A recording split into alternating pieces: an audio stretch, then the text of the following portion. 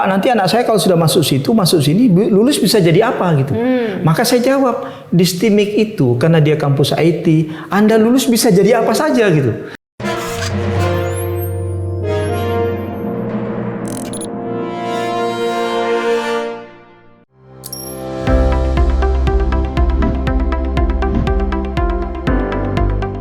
Selamat datang di kampus STIMIK PPKIA, sebuah kampus baru yang sebentar lagi akan rampung pengerjaannya. Kampus inspiratif yang memberikan simbol bagi inovasi teknologi di Kalimantan Utara. Dan kita akan bertemu dengan Bapak Muhammad selaku Wakil Ketua 2 dari kampus ini untuk tahu banyak tentang penerimaan mahasiswa. Ikutin saya. Assalamualaikum Pak Muhammad. Waalaikumsalam. Selamat datang Mbak di kampus biru. Terima kasih. Kampus tercinta. Ya, kampus baru. Kampus baru. Dengan semangat baru. Semangat baru. Inovasi baru tentunya. Siap, tentunya Bapak, itu. Kita menarik nih. Kayaknya kita perlu ngobrolin tentang penerimaan mahasiswa baru yang sekarang lagi digelar. Boleh kita berbincang nih? Sudah mulai. Sudah mulai sejak ya. bulan yang lalu dan sampai Juli. Kita bisa diskusikan itu. Baik. Di mana kita bisa ngobrol sebentar, Pak? Kita di ruangan kelas, boleh? Siap.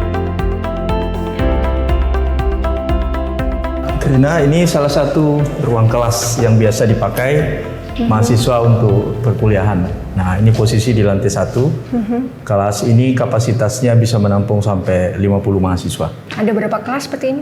Kita punya kelas seperti ini ada 8. Oke. Ada 6 di lantai 1 dan ada 2 yang di lantai 2. Nggak sabar rasanya mau ngomong banyak soal fasilitas yang ada. Siap. Bapak, kita bisa duduk sebentar? Boleh, silakan kita duduk. Nyaman sekali Pak, ruangan kelasnya. Ya, alhamdulillah nyaman karena memang semua kelas kita lengkapi dengan fasilitas AC pendukung ya. Kemudian kita siapkan dengan LCD, papan tulis dan pendukung lain gitu ya. Dan kalau di kami itu ketentuannya adalah 1 jam sebelum kuliah dimulai itu AC sudah dinyalakan. Harus ready semuanya. Ya, jadi mahasiswa masuk sudah dalam keadaan nyaman gitu ya. Kalau dingin kan hatinya akan tenang. Oke, baiklah. Ya, Bapak, first of all, congratulations sudah punya gedung baru. Ya, terima kasih atas apresiasi dan dukungan. Artinya ini kan semua juga atas usaha yang sudah kita lakukan dan tentunya dukungan teman-teman media semua. Iya, baik, Bapak. Langsung saja, Pak. Yes. Sekarang ini sebagai seorang akademisi begitu ya, kita melihat perkembangan dunia pendidikan tinggi khususnya, terutama di era gempuran teknologi yang begitu masif gitu ya. Apa yang Bapak lakukan untuk STIMIK PPKIA Tarakanita ini? Ya, jadi kami itu selalu menyampaikan ke teman-teman mahasiswa bahwa kami di kampus ini selain mendidik teman-teman mahasiswa menyampaikan ilmu dan sebagainya, kita juga membantu mengembangkan jiwa bisnis teman-teman mahasiswa dengan memberikan mata kuliah kewirausahaan, ekonomi digital. Nah, itu semua kan nanti arahnya ke sana kemudian. Kemudian kita juga membantu karena tantangan yang kayak tadi itu ya, seperti itu. Kita membantu teman-teman mahasiswa untuk memperbaiki, mengubah pola, attitude, etika, adab lebih baik. Itu didukung dengan mata kuliah pendidikan agama, kecakapan antarpersonal, itu ada mata kuliahnya. Kemudian organisasi dan metode. Nah, kenapa? Karena itu tantangan kita ke depan. Anak-anak kita generasi milenial, generasi Z dan yang di bawahnya generasi Alpha semua itu. Itu kan generasi yang serba instan, maunya cepat, yang kadang-kadang sistem komunikasinya juga menangnya di media sosial gitu ya. Begitu tatap muka kadang-kadang komunikasinya susah. Itu kita siapkan semua mata kuliah pendukung. Di samping memang kita juga menyiapkan, bahkan kami punya Mbak, itu mata kuliah bahasa Inggris itu ada 3 level di kami. Apa itu Pak? Ya, jadi ada bahasa Inggris untuk kecakapan, ya. Kemudian ada bahasa Inggris untuk kita persiapkan anak-anak itu mencari pekerjaan. Ada juga bahasa Inggris yang kita siapkan nanti anak-anak bagaimana pada saat dia sudah menghadapi dunia kerja yang sesungguhnya. Nah, ini kita siapkan semua gitu ya? Untuk anak-anak adik-adik kita gitu. Sehingga tidak ada keraguan yang kemudian muncul di dalamnya bahwa PPKIA itu kampus IT, tapi kita menyiapkan semuanya. Ya. Ya, bicara soal IT, STIMIK PPKIA Tarakanita Fatmawati ini dikenal sebagai simbol inovasi, teknologi, bahkan mungkin harapan baru begitu ya. Nah, apa sih Pak sebenarnya visi dan misi dari kampus ini? Ya, kalau visi kami itu kan kami ingin menjadikan kampus yang kebanggaan kita ini kampus yang unggul dalam bidang teknologi, khususnya di Kalimantan. Target kita itu adalah 2030. kita masih punya waktu 5 tahun ke depan. Nah, tetapi itu sudah kita buktikan sesungguhnya ya, alumni kita ada di mana-mana bekerja membantu dalam pengembangan IT dan bidang-bidang lain di semua bidang ya dikembangkan dari mana-mana. Nah, kemudian apa misi kami? Misi kami itu adalah bagaimana kemudian mencetak generasi unggul di bidang IT, khususnya kita ingin anak-anak Kaltara itu yang kuliah di sini kemudian dia lulus tidak menambah jumlah angka pengangguran, tapi kita meminta mahasiswa bahkan kalau bisa menciptakan lapangan pekerjaan untuk menampung tenaga kerja. Kenapa? Karena bidang IT itu kan dibutuhkan di semua bidang. Pada saat kemudian dia mengembangkan kemampuan dan potensi itu, dia membuka lapangan pekerjaan dan usaha di bidang IT, dia akan bisa mampu menampung banyak begitu peluang kerja untuk tenaga lain. Gitu. Itu yang kita harapkan ke depan. Kemudian yang kedua, misi kita adalah kemudian kita ingin mengembangkan attitude anak-anak ini menjadi lebih baik. Ya, kami itu punya kami itu punya misi kampus biru. Biru itu bukan sebuah ucapan biasa ya, tapi di situ ada pesan. B-nya itu adalah bold. Ya, kita ingin menciptakan alumni mahasiswa kita yang kemudian dia itu adalah punya kemampuan yang memang luar biasa di bidang IT ya dibandingkan mahasiswa lain. Ya, yang kedua itu adalah intelligence. Nah, kita ingin membentuk mahasiswa yang cerdas, ya. Nah, yang ketiga itu adalah religius. Kita ingin mahasiswa alumni kita itu menjadi mahasiswa yang punya kemampuan agama, menempatkan nilai-nilai agama itu dalam kehidupan, ya. Nah, yang keempat itu outstanding. Kita ingin menghasilkan mahasiswa yang cemerlang. Karena itu yang jadi kebutuhan dunia kerja hari ini, dunia usaha, di dunia industri dan dunia kerja. Nah, itulah tantangan, sehingga 4 hal itu yang kemudian jadi moto kita, kampus biru itu yang kemudian kita tekankan kepada teman-teman mahasiswa dan calon alumni. Jadi bukan hanya cuma warnanya biru seperti kampus yang lama itu, tapi itu ada maknanya. Bahkan kami selalu punya pesan kepada teman-teman mahasiswa, calon alumni yang mau lulus. Siapapun alumni STIMIK PPKIA, kapanpun dia lulusnya, suatu ketika dia akan kembali ke kampus ini, menimba ilmu, pengalaman yang mungkin menjadi tugas baru di perusahaan tempatnya kerja, kemudian ilmunya dia belum dapatkan, dia kembali ke sini, kita kembangkan potensinya, silakan datang, dan kita tidak pungut biaya 1 rupiah pun pada alumni-alumni kami yang ingin mengembangkan kemampuan IT-nya. Yang mungkin waktu dulu dia kuliah dia belum dapat ya, tapi ternyata di pekerjaannya itu sudah ada karena kemajuan teknologi. Dia mau datang, butuh tambahan kita kasih tambahan gitu ya, begitu. Baik, Bapak, dari yang tadi Bapak sampaikan begitu ya, kita kan sekarang masuk di masa penerimaan mahasiswa baru. Ya, betul. Sebenarnya program unggulan apa sih yang sebenarnya menjadi best seller daripada STIMIK PPKIA ini gitu? Kami itu punya 2 prodi ya, program studi. Ada sistem informasi dan ada teknik informatika. Nah, teman-teman, sistem informasi ini memang kita fokuskan kepada pembuatan perangkat lunak.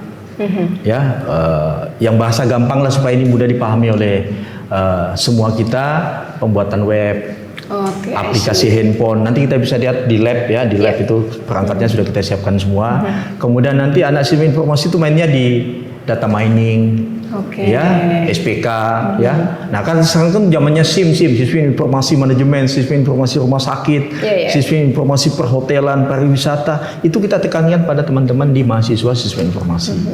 Nah, untuk anak TI itu penekanan kita kepada IoT, Internet of Things. Bagaimana kemudian mahasiswa teknik informatika itu bisa memadukan antara aplikasi perangkat lunak dengan perangkat keras dipadukan jadi satu, kemudian dibuat perangkat alat yang kemudian itu bisa bermanfaat buat masyarakat umum. Dan itu sudah banyak, ya. Nah, yang kedua, anak TI itu penekanannya kemana? Ke robotika. Nah, perangkat mainnya di situ.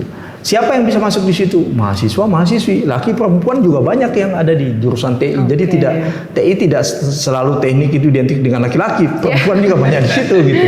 Gitu ya. Baik, menarik sekali Pak. Dari semua yang disampaikan sangat menarik dan membius begitu Pak. Nah, dalam persaingan dunia kerja nyatanya kian banyak yang sulit mendapatkan pekerjaan gitu ya. Apapun itulah.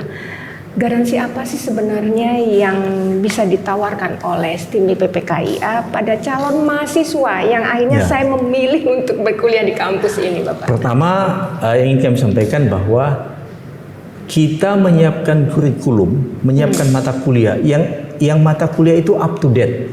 Kita update, kita memahami kebutuhan dunia kerja tentang aplikasi itu apa. Misalnya ya, mohon maaf, hari ini bicaranya AI, Artificial Intelligence, kecerdasan buatan.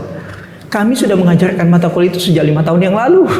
Bahkan sebelum COVID, mahasiswa sudah dapat mata kuliah itu gitu. Kan kita baru ngomongnya hari ini ya, AI, nah ChatGPT ya. Nah kita baru ngomongnya, tapi 5 tahun yang lalu, bahkan mungkin 7 tahun lalu mata kuliah itu sudah kami sampaikan kepada mahasiswa. Jadi kalau anak PPK bicara itu sudah biasa gitu. Tantangannya sudah diprediksi begitu. Bicaranya tentang data mining, big data, cloud computing, itu udah lama kami siapkan mata kuliahnya. Bahkan itu belum booming ya, kita udah siapkan mata kuliahnya. Ya. Bahkan kalau saya ingin jadikan catatan Mbak, misalnya mohon maaf ini ya, tapi ini karena ini dasar kebutuhan ya. Bahkan ada mata kuliah yang kita siapkan ke teman-teman mahasiswa S1 itu, yang itu di Pulau Jawa, itu jadi mata kuliah mahasiswa S2 gitu loh. Kenapa kita sampaikan itu, kita lakukan? Karena kami menganggap di sini oleh pimpinan yayasan itu kebutuhan dunia kerja gitu hari ini. Sehingga kita harus sampaikan itu. Makanya kayak tadi itu AI baru booming hari ini. Kita udah 7 tahun lalu udah siapkan mata kuliah itu gitu ke mahasiswa gitu ya. Big data ya. Soalnya yang lagi booming misalnya kuantum komputer, itu kan sudah kita siapkan sesungguhnya. Sudah diprediksi dari sudah awal kita prediksi gitu ya. Mata kuliah. Selain itu Pak, apa sih sebenarnya keunggulan yang ingin Bapak tawarkan kepada adik-adik yang hari ini lagi kebingungan mau kuliah kemana nih? Yang kedua, kita siapkan lab komputer lengkap. Ya, kami punya 6 lab. Ya, dan bagi kami setiap mahasiswa itu duduk di lab komputer pada saat kuliah masing-masing dapat 1 komputer. Dan kita siapkan perangkat, ada laptop, ada PC, komputer biasa. Artinya apa? Supaya mahasiswa itu nanti kalau lulus dia udah terbiasa. Oh, saya dulu waktu kuliah pernah pakai laptop, begini makainya. Saya juga pernah pakai PC biasa, begini makainya. Sehingga mahasiswa itu nanti lulus sudah terbiasa dengan itu gitu. Nah, yang lain adalah kita siapkan tenaga dosen ya, yang memang cakap dan terampil di bidangnya. Ya, kita sekolahkan dosen-dosen ini disekolahkan oleh Yayasan S2 ke Sulawesi, ke Jawa. Ya, kita juga sedang siapkan dosen kita untuk yang sedang studi S3 yang kan nanti kemudian pulang bisa menularkan ilmunya kepada adik-adik mahasiswa. Nah, itu semua kita siapkan sebagai wujud dan komitmen yayasan dan kampus ini supaya alumni kita itu menjadi alumni yang cakap, terampil, siap menghadapi gempuran dunia kerja dan media sosial yang kayak begitu itu. Yang begitu masif tiap begitu saat. Masif gitu. Baik Bapak, kayaknya nggak lengkap rasanya kalau Bapak nggak tunjukin ke saya yang tadi Bapak bilang ada lab komputer, kemudian hasil-hasil dari rekan-rekan robotik gitu ya. Kita akan tunjukkan lab komputer. Bahkan kita punya lab mobile ya, di mana anak-anak nanti kuliah bisa buat aplikasi yang aplikasinya langsung bisa diimplementasikan di handphonenya masing-masing. Kita juga punya lab robotik, kita juga punya lab instalasi di mana anak-anak bisa merakit komputer, memasang instalasi jaringan dan sebagainya. Tapi semua itu di lantai 2. Jadi nanti kita akan menuju ke lantai 2. Boleh kita jalan-jalan. Ya, baik, kita jalan-jalan ke lantai 2. Wow, keren sekali Pak. Oke, Mbak, ini kondisi salah satu lab ya. Ini namanya lab pemrograman 1. Disinilah anak-anak itu kuliah, dosennya di sana. Disinilah anak-anak itu diajari gimana ngoding. Ngoding itu bikin aplikasi. Ya. Nah, nanti aplikasi itulah yang kemudian nanti anak-anak kita bawa polanya. Bagaimana mereka bikin aplikasi kayak supermarket gitu ya, aplikasi untuk pembuatan website, ya, dan aplikasi lain sejenisnya itu yang kemudian nanti dengan segala macam mata kuliahnya itu, ya nanti kemudian semua mahasiswa yang masuk di sini, masing-masing mahasiswa duduk pada satu meja masing-masing. Jadi satu unit buat satu orang, tidak sharing. Tidak sharing. Berapa jumlah totalnya Pak? Ini jumlah total 30. Wow. Ya, 30. Nah, kita punya lab semacam ini itu jumlahnya 6. Berarti 6 kali 30 dong? 6 kali 30. Ditambah fasilitas pendukung lainnya yang ada. Dan memang dan setiap lab ini itu ada penanggung jawabnya. Namanya asisten lab. Ya, asisten lab itulah yang menyiapkan semua ini, menata, membersihkan dan sebagainya. Mahasiswa masuk tinggal pakai. Nah, nanti pada saat mahasiswa kuliah di dalam itu ada dosen yang menjelaskan di depan dan ada asisten dosen yang membantu di dalam. 1 atau 2 asisten biasanya. Nah, sehingga nanti begitu kuliah mahasiswa mengalami kendala nanti dibantu sama asisten lab. Begitu polanya. Jadi anak-anak nggak ada lagi ketakutan, keraguan ini saya ada masalah Pak. Nanti asistennya akan cepat dan tanggap.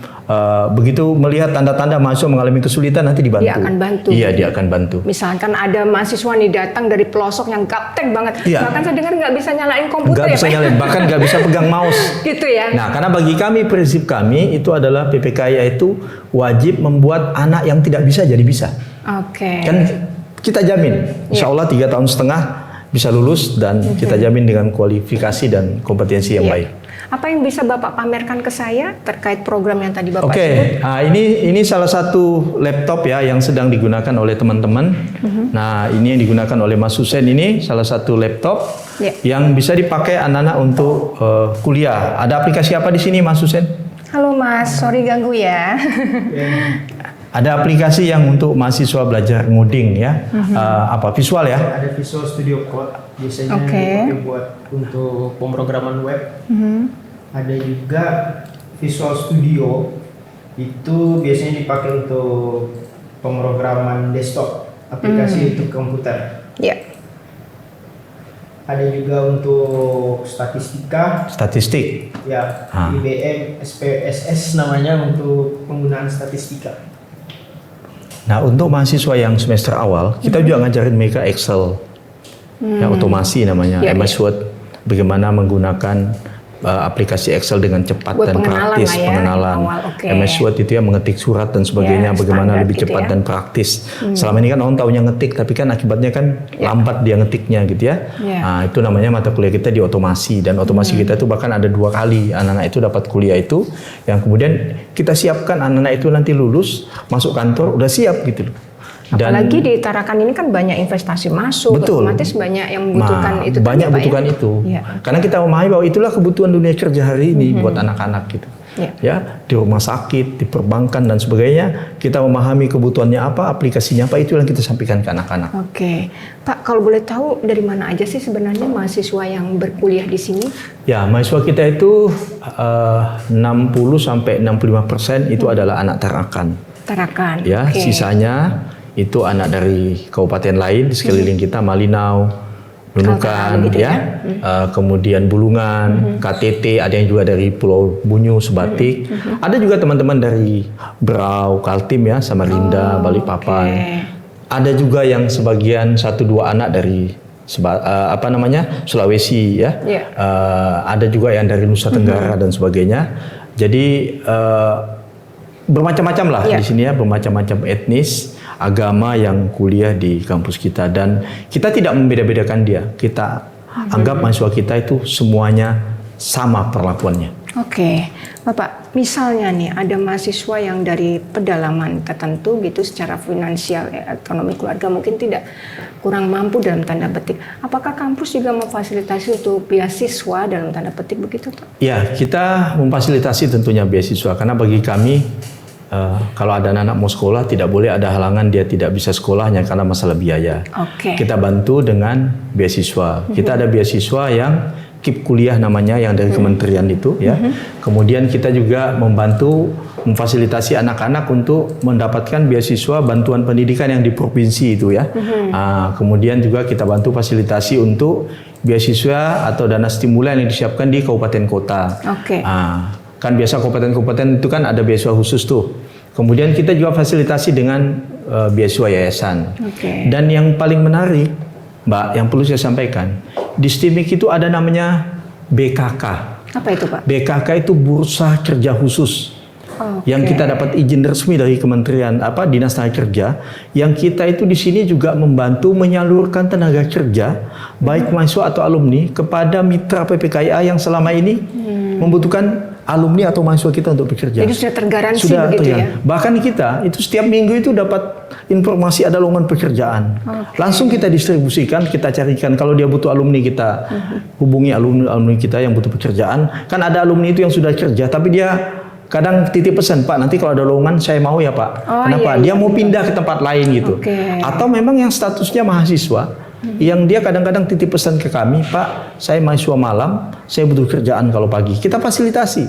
Bahkan ke kafe-kafe kita bantu kalau ada kafe-kafe yang butuh mahasiswa. Boleh disebutkan Pak sedikit brand aja company yang bekerja sama dengan STIMIK PPKI? Ya, yang paling banyak tuh perbankan ya. Perbankan ya? Perbankan. Bahkan ada di salah satu bank, itu ada 17 alumni kami di situ. Oh, keren sekali. Ya, luar biasa ya. Ya, kemudian Perumda ya, Perumda, BUMD itu, ya ada di BUMD itu, bahkan tenaga IT-nya itu adalah alumni PPKI. Ordernya kemari begitu ya, Pak ke sini ya? mintanya begitu ya. Nah, bahkan suatu ketika kami tuh sampai kewalahan gitu ya, Pak, saya minta alumni yang kualifikasinya ini. Bahkan kadang-kadang nggak bisa kita penuhi. Kita minta waktu, bisa nggak 6 bulan lagi, nunggu periode anak-anak lulus 6 bulan kemudian kita siapkan. Dan itu kita bisa siapkan gitu ya. Nah, kenapa itu kita lakukan? Karena kami punya pola yang kadang-kadang selalu kami sampaikan ke alumni yang sudah bekerja. Kami selalu pesan begini. Pesan kami adalah setiap ada lowongan pekerjaan di tempat Anda, maka tempat pertama yang Anda kasih tahu adalah kampusmu. Itu polanya. Kenapa? Karena kami kasih pola yang tadi. Anda kerja di mana saja, kalau Anda punya keluhan, Anda punya masalah, Anda boleh kembali ke kampus Anda. Kami fasilitasi Anda. Nah, tinggal kita komunikasi. Makanya kami menjalin komunikasi dengan baik dengan alumni. Saya itu punya WA group, Mbak. Alumni PPK yang ada di setiap kabupaten kota, saya punya WA grupnya. Itu bagian dari strategi. Bagian dari strategi saya. Ada lowongan pekerjaan, saya share. Mereka begitu, Pak, ada lowongan di tempat saya, share. Nanti saya tinggal kasih ke teman-teman dosen, staf, siapa mahasiswa atau alumni yang selama ini nitip pesan kalau ada lowongan disampaikan. Walaupun kita sudah punya database-nya ya. Nah, seperti itu. Pak izin mau ngobrol sama Mbak yang di sebelah ini, boleh? Boleh. Ini statusnya mahasiswi dan statusnya juga adalah asisten lab. Iya. Mbak, dengan Mbak siapa? Putri Mawardah. Ya, Mbak, bisa nggak dijelasin selama di sini ini mahasiswanya yang unik, ada pengalaman apa yang mungkin Mbak lihat ya dari karakteristik mahasiswa yang masuk ke sini? Misalnya kalau misalnya jaga gitu, ada beberapa yang kayak dari Malinau mungkin itu mereka masih butuh buat didampingi didampingi ngetiknya gitu. Masih nggak tahu sama sekali. Iya. Gitu ya. Bahkan mungkin kalau kasih mati laptop juga kadang masih bingung. Iya, masih belum ada yang terlalu tahu gitu. Jadi harus kadang ada juga yang lambat ngetiknya. Jadi itu harus didampingi. Seperti target Bapak tadi bahwa mereka masuk di sini tidak tahu apa-apa, harus keluar, bisa. harus pintar. Iya, tugas kami adalah membuat anak-anak yang tidak bisa jadi bisa. Gitu. Ngapain dia masuk kuliah di sini, bayar mahal-mahal, terus tiba-tiba dia pulang juga, dia tidak bisa apa-apa. Ya ngapain sekolah kalau gitu kan? Nah, itulah bagi saya dan kami semua yang ada di sini beserta pimpinan dan yayasan, komitmen kita adalah membuat semua anak itu dapat perlakuan yang sama. Mau dia anak dari pedalaman manapun, anak dari kota manapun, ya anak pejabat pun siapa. Perlakuannya adalah sama-sama mendapatkan ilmu yang sama. Bahwa ada anak-anak yang lemot, ada yang cepat, itu kan hanya masalah waktu. Dan kita komitmen dengan dosen, staf, dan asisten lab. Tugas kita membuat anak-anak itu jadi sukses. Karena kenapa? Dia kuliah di sini karena dia ingin merubah hidupnya menjadi lebih baik. Ingin membantu keluarganya supaya masa depannya lebih baik. Itu tugas mulia. Dan itu amal jariah buat kita semua gitu kan. Baik, Pak bicara lebih baik. Target Bapak untuk 5 tahun ke depan, bahkan mungkin 10 tahun depan terhadap kampus ini apa? Kalau target kami sama yayasan dan Pak Ketua selalu menyampaikan kepada saya, cuman kami tidak bisa menyampaikan ke ini. Target kami ke depan adalah ingin jadi universitas.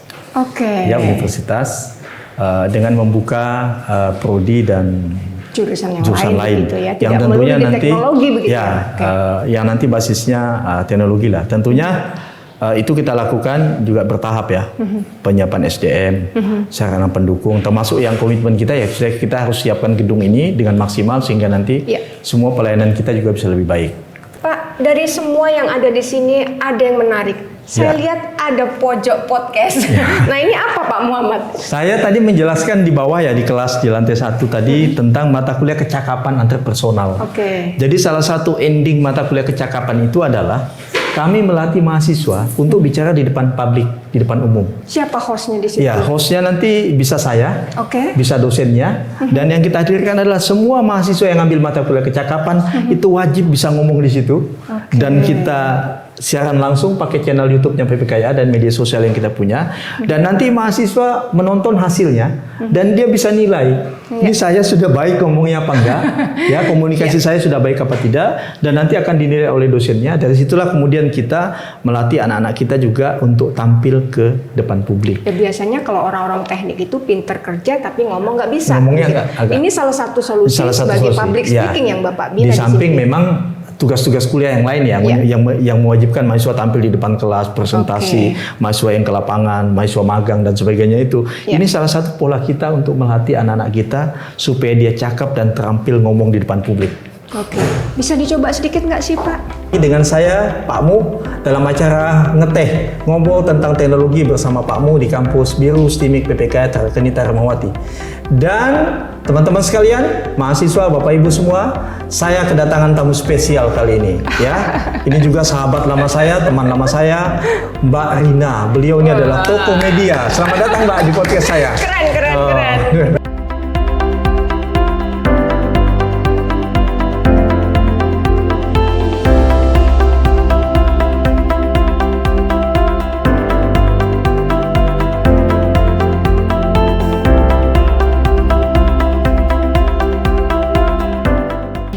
Jadi disinilah anak-anak itu belajar robot.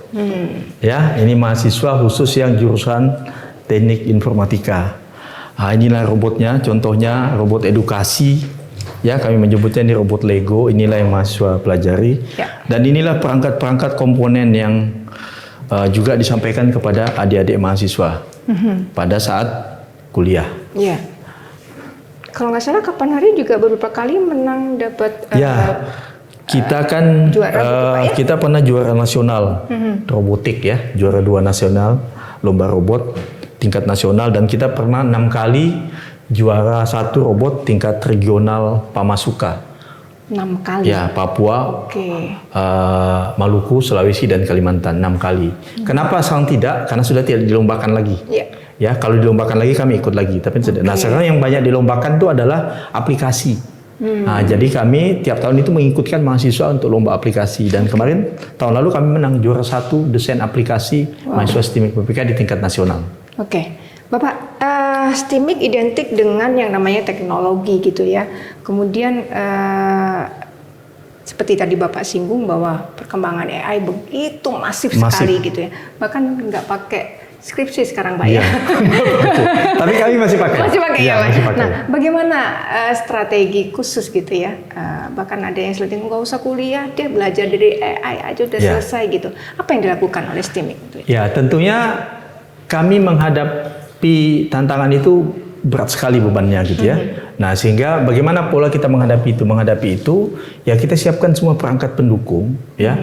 Dan makanya tadi yang saya bilang tadi bahwa 5 bahkan 7 tahun yang lalu kita udah kasih mata kuliah AI itu kepada anak-anak supaya dia melek dan paham bahwa teknologi itu akan berubah sedrastis itu. Nah, sehingga kita juga menyiapkan perangkat tentunya SDM ya, dosen yang cakap dan terampil. Betul, AI itu bisa menjawab semua gitu. Tapi AI itu bukan segala-galanya bagi kehidupan kita. Kenapa?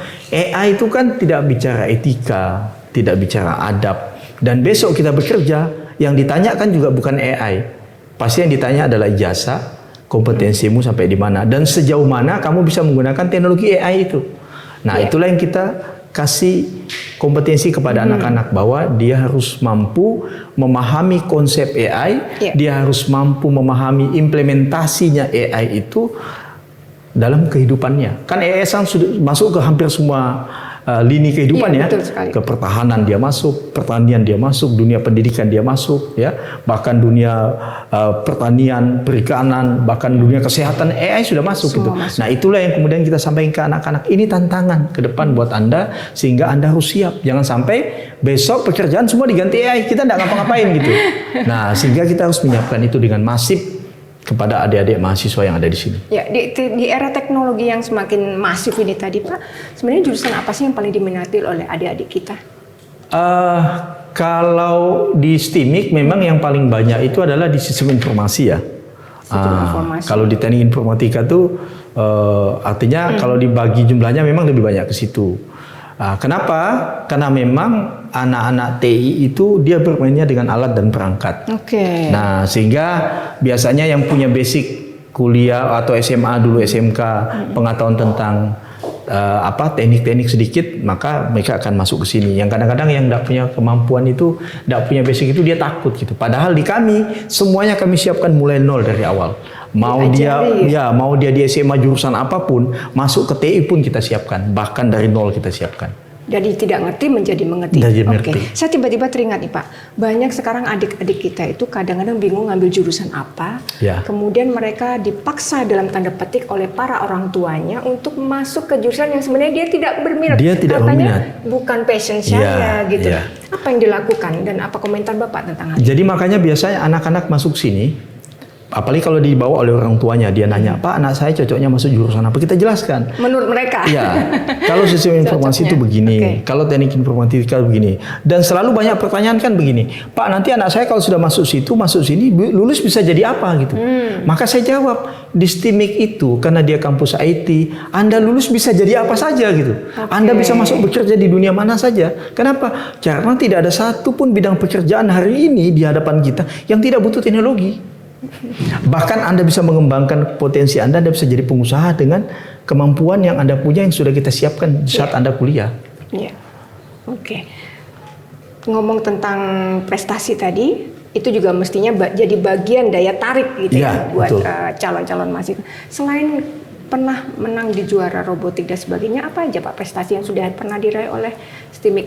Mungkin bisa kita ditunjukkan ada penghargaan begitu? Penghargaan kita masih, ini kan masih suasana pindahan kampus ya, belum selesai ya. Sehingga penghargaan yang banyak itu masih kita simpan di tempat lain, belum kita sajikan. Walaupun sebenarnya tempatnya sudah ada di bawah gitu ya. Ya, kita kan pernah menang desain aplikasi. Desain terbaik tingkat nasional, ya, kemudian pembuatan aplikasi, ya, pembuatan web juga kita pernah. Bahkan mahasiswa kita yang di UKM seni budaya itu juga pernah menang lomba paduan suara tingkat nasional ya. Jadi kita punya itu juga gitu ya. Mahasiswa kita yang di UKM olahraga itu juga kan menang lomba futsal ya, kemudian badminton. Jadi artinya fashion anak-anak tuh apa sih sukanya, hobinya apa? Kita fasilitasi, kita buat UKM-nya ya. Bahkan kita punya UKM khusus anak-anak yang suka ngoding-ngoding, dia ngumpul lah di situ gitu ya.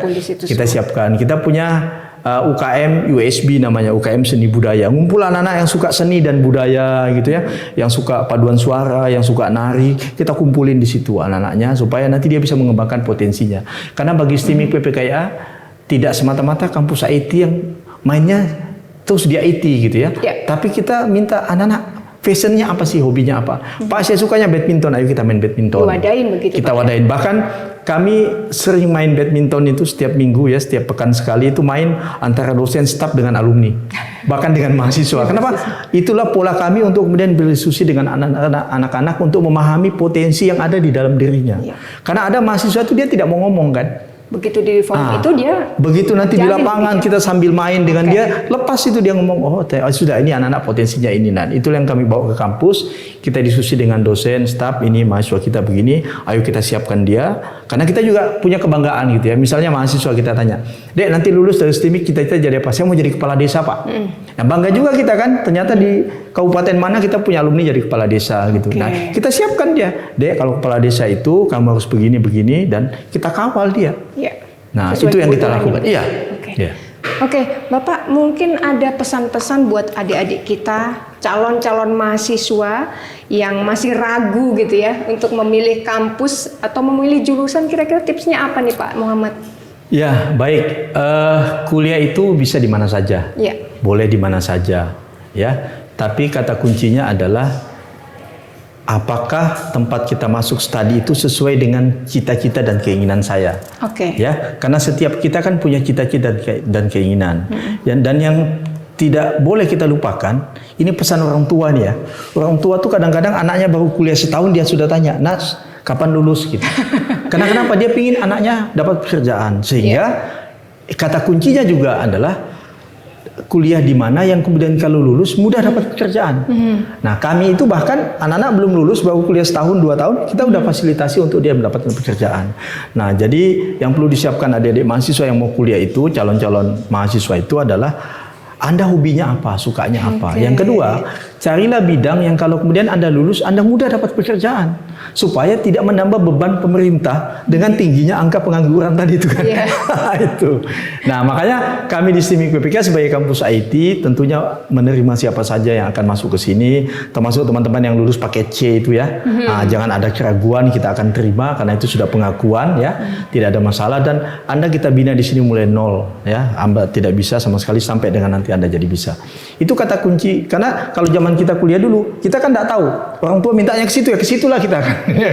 Anak-anak hari ini nggak bisa karena kita hadapi mahasiswa kita hari ini adalah generasi milenial, generasi Z yang kemudian masa depan dan nasibnya itu adalah dia yang akan menjalani dan menentukannya. Silakan Anda tentukan. Menarik sekali. Mas, ini lagi bikin apa? Lagi bikin robot. Robot ya?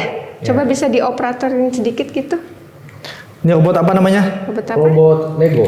Robot Robot Lego. Lego.